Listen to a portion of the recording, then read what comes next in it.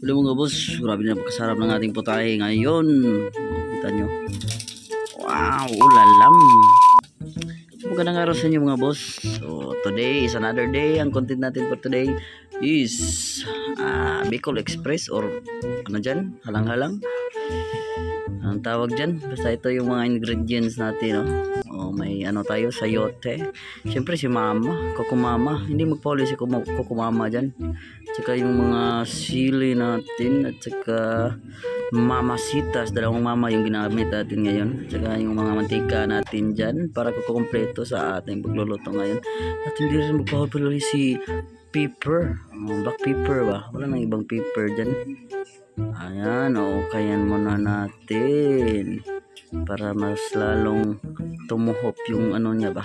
Tsaka naisipan ko palang ihalo itong mga itlog na Pinoy dun sa niluto natin ngayon, pero parang nagiba yung isip ko, hindi natin to maisalin dun sa niluto nating Bicol Express o ano ba yun, halang-halang.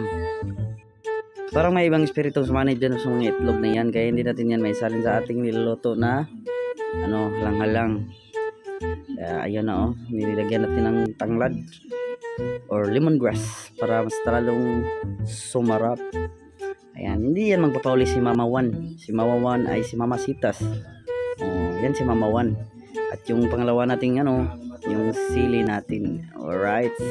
Para mas lalong sumarap yung luto natin. Magpapawisan tayo habang kumakain, di ba?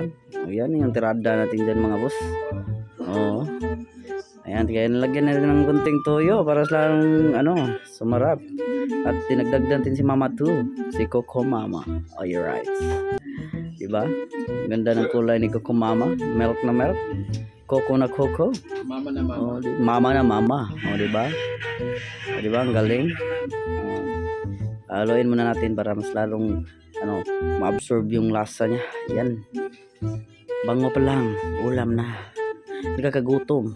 Baka maubos yung bahaw nyo dito mga boss. Grabe.